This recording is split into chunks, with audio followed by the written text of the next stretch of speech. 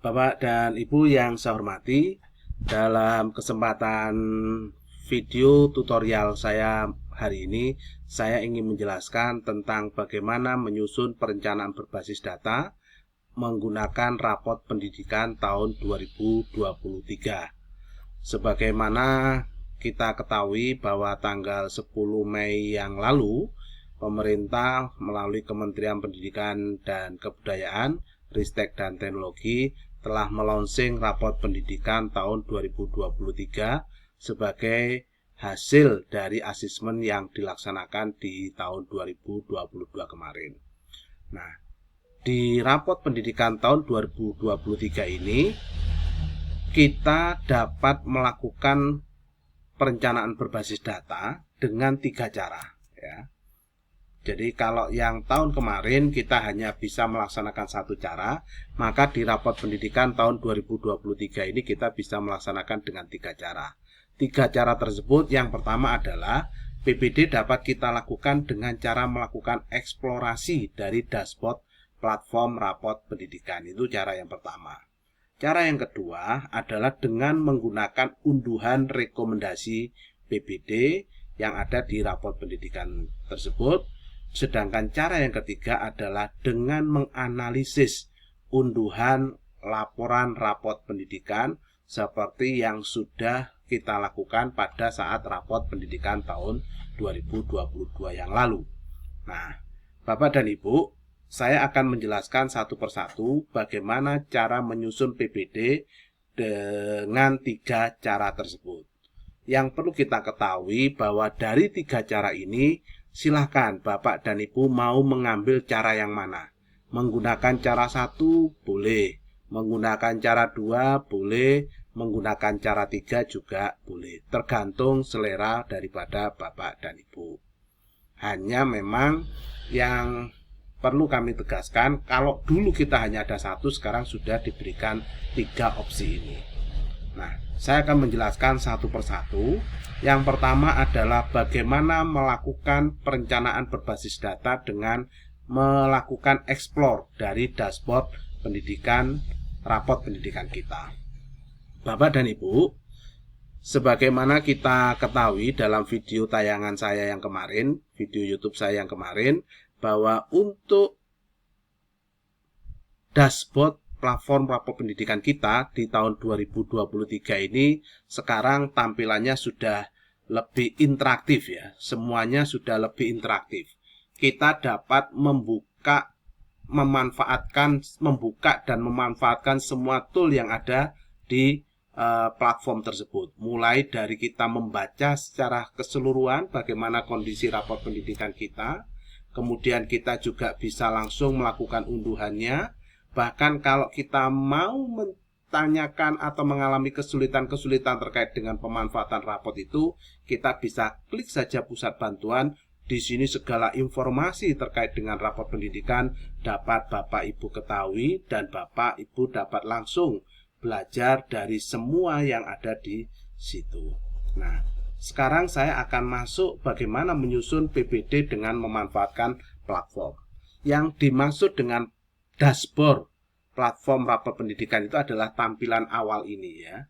Kita di sini sudah disuguhkan ada ringkasan, kemudian ada capaian dari 6 indikator prioritas, yaitu literasi, numerasi, karakter, iklim keamanan sekolah, iklim kebinekaan, dan kualitas pembelajaran. Nah, ketika kita sudah berada di dashboardnya ini, Bapak dan Ibu bisa langsung melakukan PPD. PPD sebagaimana kita ketahui tahapannya ada 3. Yang pertama adalah melakukan identifikasi atau mencari apa yang menjadi masalah. Yang kedua adalah refleksi atau mencari akar masalah dari masalah tersebut. Dan yang ketiga adalah melakukan upaya benahinya. Sehingga kita singkat dengan IRB, identifikasi, refleksi, dan benahi. Ketika Bapak dan Ibu sudah membuka dashboard seperti ini, maka langkah yang Bapak Ibu lakukan yang pertama adalah dari 6 kartu tersebut, 6 kartu ini, 1, 2, literasi, numerasi, karakter, iklim keamanan sekolah, iklim kebinekaan, dan kualitas pembelajaran. Mana di antara kartu ini, 6 kartu ini yang nilainya masih kurang atau sedang? Kurang biasanya diidentikan dengan warna merah, sedangkan yang sedang itu diidentikan dengan warna kuning. Jadi yang harus diperhatikan mana yang merah, mana yang kuning. Kebetulan di rapot yang saya tampilkan ini adalah semuanya warna kuning. Nah, ketika ada yang merah, maka itu menjadi prioritas utama yang harus Bapak Ibu lakukan. Ketika tidak ada yang merah, hanya ada yang kuning, maka yang kuning itu juga menjadi prioritas. Nah, ketika tidak ada yang merah, tidak ada yang kuning, apa yang harus dilakukan? Nah, yang harus dilakukan oleh Bapak dan Ibu adalah mencari mana dari 6 indikator tersebut yang nilainya masih rendah atau mengalami penurunan daripada rapot pendidikan tahun kemarin. Nah, itulah yang kita sebut dengan identifikasi. Mencari apa yang menjadi masalah dari keadaan di sekolah kita. Apakah literasinya sudah baik atau belum, numerasinya bagaimana, karakternya bagaimana, kemudian iklim keamanan sekolah seperti apa, iklim kebinekaan seperti apa, dan kualitas pembelajarannya juga seperti apa. Itu namanya melakukan identifikasi.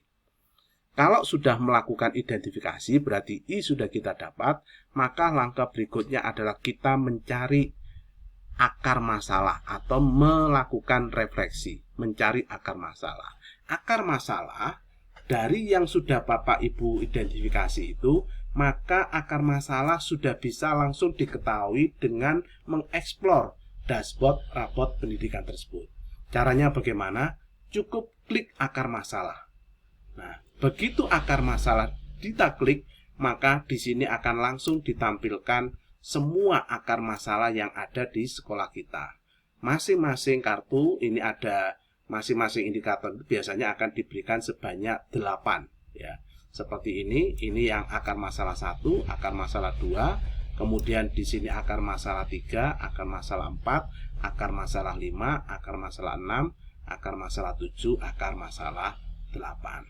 Nah, setelah Bapak dan Ibu melakukan tahap kedua, yaitu mencari akar masalahnya, tadi sudah kita ketahui ada 8 akar masalah, maka langkah yang ketiga adalah melakukan upaya pembenahan ya.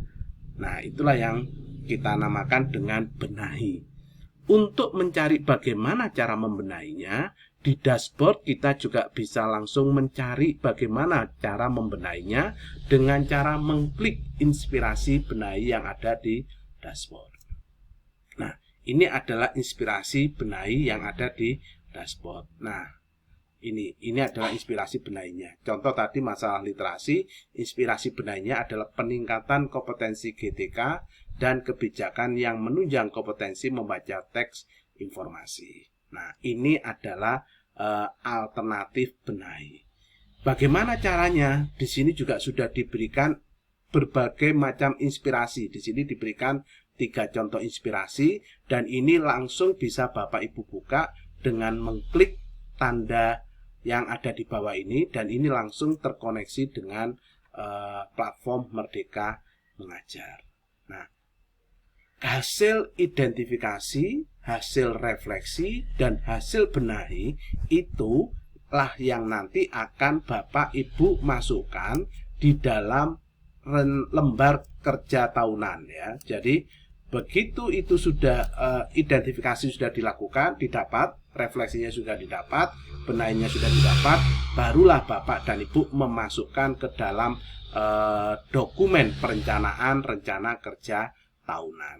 Nah, ini yang kita kenal dengan cara yang pertama, yaitu menyusun PPD dengan melakukan eksplorasi rapot pendidikan.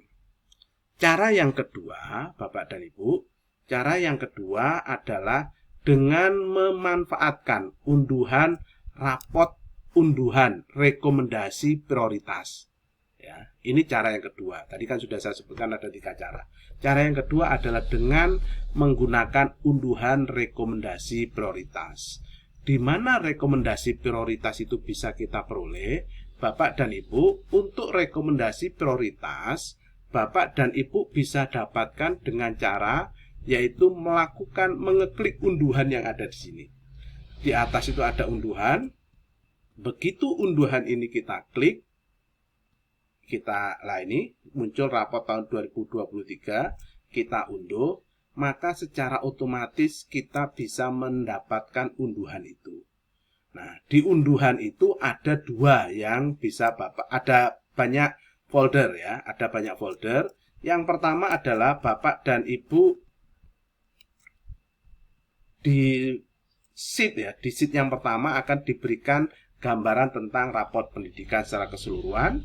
Kemudian di sheet yang kedua ada panduan membaca PPD, di sheet yang ketiga ada prioritas rekomendasi, dan sheet yang keempat ada keseluruhan rekomendasi. Kemudian ada sheet yang kelima yaitu lembar kerja Arkas. Nah, cara yang kedua yaitu dengan cara mengklik sheet prioritas rekomendasi. Begitu Bapak dan Ibu membuka sheet tentang prioritas rekomendasi itu, maka di situ sudah diberikan rekomendasi prioritas yang bisa Bapak Ibu ambil untuk mengatasi permasalahan yang ada di sekolah Bapak dan Ibu.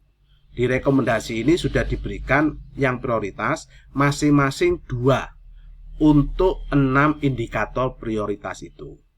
Silakan Bapak dan Ibu memilih dari akar masalah yang muncul ini. Misalnya numerasi, ini ada 2 akar masalah. Yang pertama adalah kompetensi domain aljabar, yang kedua adalah kompetensi membaca teks informasi. Nah, dari 2 ini Bapak dan Ibu boleh mengambil keseluruhan, boleh mengambil salah satu, bergantung mana akar masalah yang ingin dibenahi terlebih dahulu. Nah, apabila Bapak dan Ibu memilih salah satu, maka akar masalah yang kedua ini silakan langsung didel. Caranya adalah dengan memotong 1 baris keseluruhan. Begitu juga dengan numerasi, literasi, numerasi, karakter, sampai pada kualitas pembelajaran. Nah, apabila masih dirasa kurang, Bapak dan Ibu bisa menambahkan dengan mengambil pada keseluruhan rekomendasi. Silakan ini diambil, kemudian ditambahkan menjadi masalah yang ingin dibenahi oleh satuan pendidikan Bapak dan Ibu sekalian. Nah, cara yang ketiga Bapak dan Ibu adalah dengan memanfaatkan laporan pendidikan kita ya. Nah, saya buka lagi Excelnya. Cara yang ketiga itu di pojok yang pertama tadi sudah kita dapatkan laporan keseluruhan. Nah, ini kita lakukan PPD seperti tahun kemarin, yaitu caranya melihat capaiannya ini, mana yang warna merah, mana yang warna kuning, mana yang warna hijau. Yang merah dan kuning menjadi prioritas untuk dilakukan tindak lanjut perencanaan sampai pada benahi yang nanti akan menjadi program yang ada di sekolah Bapak dan Ibu. Ini yang ingin saya jelaskan kepada Bapak dan Ibu. Mari kita rencanakan pembenahan, kita rencanakan program peningkatan kualitas pendidikan di sekolah kita dengan memanfaatkan raport pendidikan yang telah diberikan oleh pemerintah, dan mudah-mudahan dengan seperti itu kita dapat melakukan tindakan yang tepat untuk meningkatkan kualitas pendidikan di sekolah kita. Terima kasih, selamat menyusun perencanaan berbasis data sampai menjadi rencana kerja tahunan dan rencana kerja jangka menengah. Terima kasih.